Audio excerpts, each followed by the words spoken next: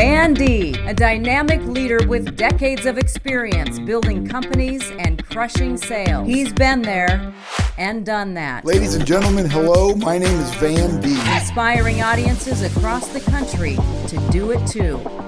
Here's Van. Well, welcome to the Van D podcast. Man, I'm glad you're here today, and I'm excited to talk to you about a topic I love, and that's talking about underdogs. I love underdogs. You know, when I'm watching sports where they're supposed to get beat really bad and they come back and win, especially in the NCAA tournament when a low seed beats a real high seed, just makes things more interesting. And you know, when underdogs win, it usually changes their whole life, their outlook, makes them believe that they can do anything. So I'm anxious to talk to you about loving an underdog. I have been an underdog over half my life, ladies and gentlemen. I say over half because in my early 20s, I finally realized there's nothing I can't do if I put my heart, my mind, and my soul into something. When I learned to focus on my mission and I developed an unstoppable work ethic, there was little doubt in my mind where I was headed. I would eventually not be the hunter, rather the hunted. And ladies and gentlemen, I liked it. Growing up, I'm just being completely real and laying it on the table with you. Growing up, not much was expected of me, except you were guaranteed to laugh being around me because I loved being silly, and I still do today. In my late teens and early 20s, I had no clue what I wanted to do when I grew up. And then, drum roll, early 20s, late teens, somewhere around there, I don't know, it was 100 years ago. I saw this movie that came out called Rocky. You guys, Pat, you know the movie Rocky. Yeah. I mean, you weren't probably born yet because I know you're only like 12, right? 14. Yes. Ladies and gentlemen, Pat. Hello, Pat. Parkville Media in the house. So seeing the movie Rocky, and I'm going to tell you something. I always believe in certain moments can change your life, certain things you see, someone encouraging you, anything, someone saying you matter, someone says you've got it, you got the skill, you can handle this, can change your life. I didn't have any of that. But then I saw Rocky. That was the beginning of my change. For those of you who have never seen Rocky, let me just give you a brief. It's a story about a less than average, and even less than average than that, a less than average boxer with very little to show for it. Lived in a little teeny studio apartment. He had nothing. And then one day he began this work ethic where he developed a work ethic that he worked out. He ran. He was on a mission. He was focused. And moving forward, that eventually put him in the ring for the heavyweight championship of the world, and it changed his life. Even though he didn't win, it changed his life. That was the movie that changed my life forever. He changed was because of his mindset and his work ethic. That was me. I saw this underdog guy that was supposed to get knocked out in the first 2 seconds of the first round, and he stuck it out throughout the entire fight and won on a decision. I want to tell you something. Underdogs have the ability to become anything they want to be. So what's really amazing, which I don't believe in coincidence, but what's really amazing is the group Survivor, who did the theme song for all the Rocky movies.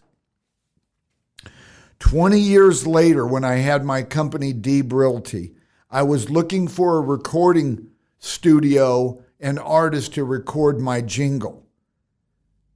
The lady at the recording studio I found in Memphis, Tennessee said, well, what kind of a theme are you looking for? And I said, you know what? My favorite movie 20 years ago was Rocky. If you could give me something with that energy as our jingle for Deeb Realty, I would love it. And she kind of chuckled on the other end. And she goes, so you like the theme songs from the Rocky movies? I said, yes. She goes, well, I'll be glad to tell my husband that. Her husband was Jimmy Jameson, the lead singer of Survivor, who did all the Rocky movies. She said to me, how would you like it if I could get him in the studio to record your jingle? Ladies and gentlemen, I went nuts. And it was really cool because people would hear my jingle on the radio and they would call me and say, that sounds like the same group that did the Rocky theme songs. And I said, it was. Isn't that amazing how that movie changed my life, and 20 years later, the group is singing my theme songs. I don't believe in coincidence. That was supposed to happen. So, like I said, I love underdogs. Jenny Hahn said, victory is 1,000 times sweeter when you're the underdog. And ladies and gentlemen, I can attest to that. So why am I such a fan of the underdogs? Because normally they try harder. They are usually out to prove somebody wrong. Underdogs are usually out to prove somebody wrong. Somebody says you can't. You'll never be successful. Their motivation is to prove them wrong. In my case, I was out to prove myself right. I didn't care about proving everybody else wrong. There's no room for another real estate company in our town. You'll never be a force. You'll never be successful, I didn't want to prove them right. I'm not going to give them the satisfaction of proving them wrong. I wanted to prove myself right. When I started Deeb Realty in 1993, no one in the industry gave us a chance. The majority of them bet against me.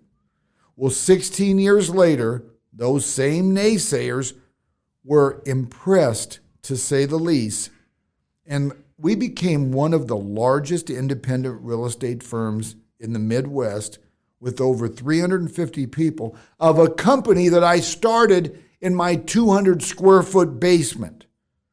Now, I'm not saying all this to impress you. I'm saying this to impress upon you to believe in underdogs. Believe in people that have an incredible work ethic. And believe in people that walk the walk and not just talk the talk. Sometimes, ladies and gentlemen, all it takes is one person to believe in you, and you will remember them forever. And I'm going to identify, because if somebody believes in you, even one person, when everybody else is naysaying and you're the underdog, if one person believes in you, it may be all the inspiration you need. Maybe that's it. One of my believers, somebody that believed in me, is a gentleman named George Akers. And I hope he gets to hear this podcast. If you guys know George, tell him to listen to this. George Akers is retired. He was the president of First Mortgage, which is a national mortgage company. They did great business. And they had an office in Omaha, Nebraska, where Deeb Realty originated. We only had like 10 agents in our firm. And this guy was the president of a big mortgage company. George treated us like we were the largest firm in America. We had 10 agents. But he played a huge role, always asking us, what can we do to help? How can we help you? They did nice things for us to show us that they believed in us. George and his company were with us every step of the way, from underdog to prosperity. George believed in us, and so did his staff. What's really cool is over the many years, couple decades, George became one of my spiritual leaders that I will be forever grateful for. Sometimes George Akers just had words that made me feel at ease. So, before I go any further, I got to ask you a question, and I want you to think about this. Have you encouraged an underdog? Let them know you believe in them? Ask yourself that. When was the last time you saw somebody that was trying to build something from scratch, a business, or started a new job, or a new sales career, or became a parent, an unexpected parent? Have you ever encouraged an underdog and let them know you believe in them? If not, it's never too late to show someone you do.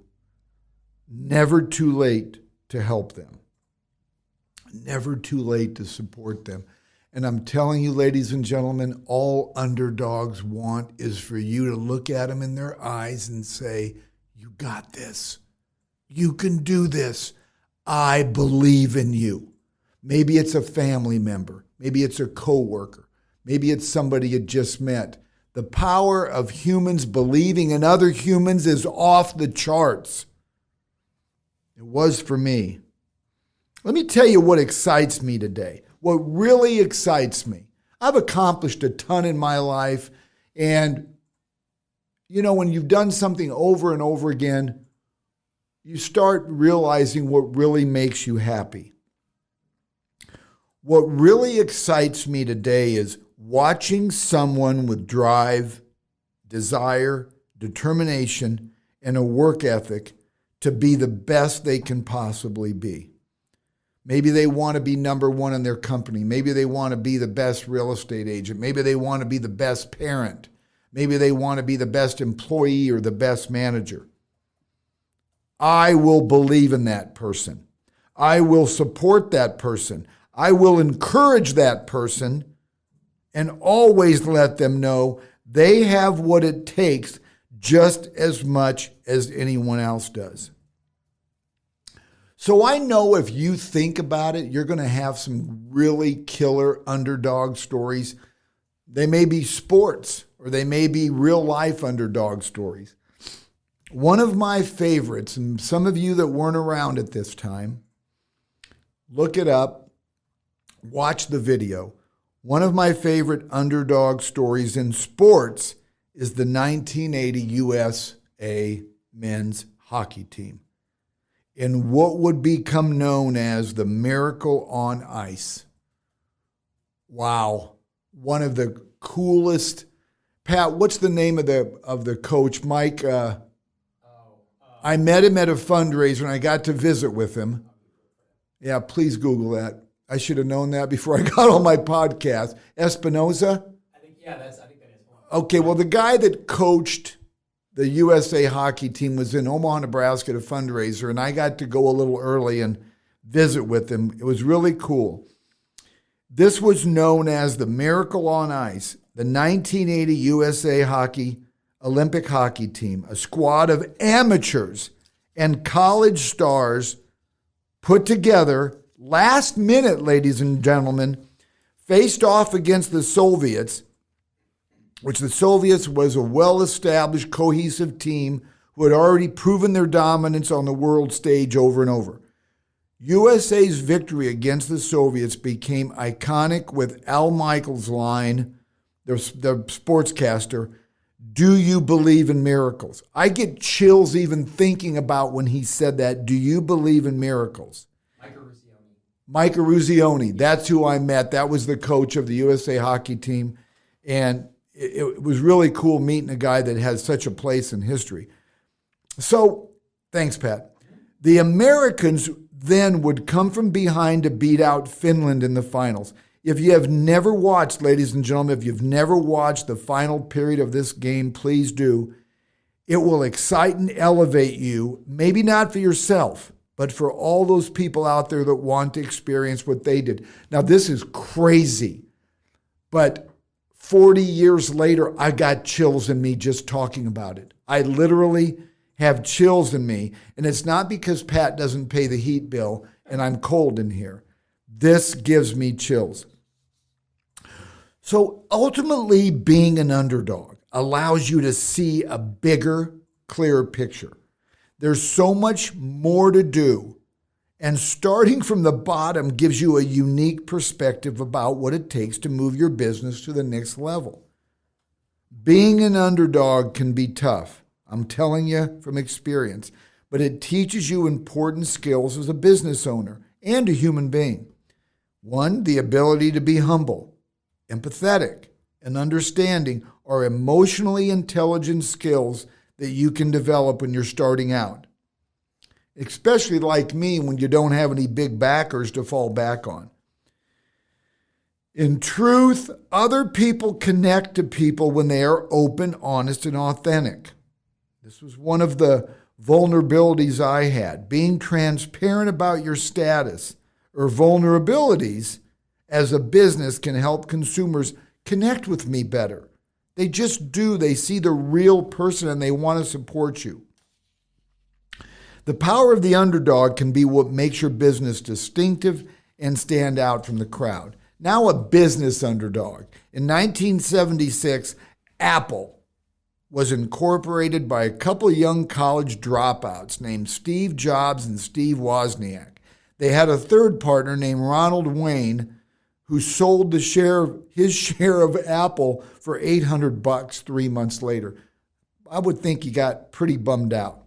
Well, anyway, the CEO of Dell Computers, Michael Dell, once stated that if he possessed any shares of Apple, he would liquidate the company and give all the shareholders their money back in Dell. Jobs did well by proving him wrong. This guy did not believe in Apple, and these guys proved him wrong. So one thing that you can count on about being an underdog, William Shakespeare said it best, love me or hate me, both are in my favor. If you love me, I'll always be in your heart. If you hate me, I'll always be in your mind. Ladies and gentlemen, that's an underdog. One more scenario of an underdog is Ben Cohen and Jerry Greenfield. They were childhood best friends. They began their journey by enrolling in a $5 ice cream making course. And in 1978, these entrepreneurs scraped up $12,000 in order to open their first store in an old gas station. In 1980, they distributed to local grocery and mom and pop stores out of Cohen's Volkswagen. Listen to this, Haagen-Dazs, which was a Pillsbury company, attempted to halt their distribution and was trying to make it difficult for Ben and Jerry to kick off their ice cream company. So they started this campaign saying, "What's the doughboy afraid of?" which of course is Pillsbury's logo. Ben and Jerry's homemade ice cream in 1999 sold to a company called Unilever for $326 million. How's that for an underdog? So I can relate to that story of somebody trying to hold you back on a much smaller level. When I first opened my company, the principals of one of the oldest real estate firms in Omaha tried to keep our company from growing, and actually, it's kind of a bummer because they did some nasty things to try to keep us from growing, and I'm not going to get into details, but you know what I can tell you? It came back to bite them in the rear years later, and then they wanted to buy us because we made too much noise. So I want to tell you something. Silver spooners, you out there where everything was handed to you, hey, I don't think any less. I've got a lot of friends like that. But you guys that were silver spooners should be really nice to your competitors because you never know when they're going to come back and be more successful than you are. Plus, I think it's your obligation to be good to your competitors. Maybe you weren't born with a silver spoon in your mouth. You're starting from the very bottom like I did. but your spirit to succeed burns brighter than ever. The dogged determination to make a better life for ourselves or turn our passion into a profitable business becomes your driving motivation. And as I said earlier, to prove yourself right. Not having a safety net to fall back on, like in my case, and putting your absolute all, repeat that, putting your absolute all into your mission means that you can have more to lose if a business idea doesn't take off. Like life, business is never simple, but it's the challenges that life throws at us that makes us stronger, more resilient, even hungrier to succeed. This is the attitude of a true underdog who is determined to be successful. So let's all, ladies and gentlemen, be with me. Let's all encourage those who have an uphill battle. Let's all empower them by giving them hope with our words of inspiration. I didn't say give them money. Give them hope with words of inspiration. When underdogs reach their goals, they are usually the most grateful people you will ever meet, and by far the best people to ask and take advice from. Even though I am no longer an underdog, I still think like one. And I pray I always will. I always want to have this wicked work ethic. I never want to take anything for granted. I always want to have the underdog mindset. I am a blessed man to have the underdog mindset, and I want to help others. If you guys know any company or any people that could use my help that would be considered underdogs, give them my information, pass along this podcast. Please share this podcast with people, rate, review, and please subscribe. Let's help out an underdog every chance we get. We have that ability, so let's use it while we're here on this earth. Thank you all for listening to the Van D Podcast. Until the next time, thank you. A Parkville Media Production.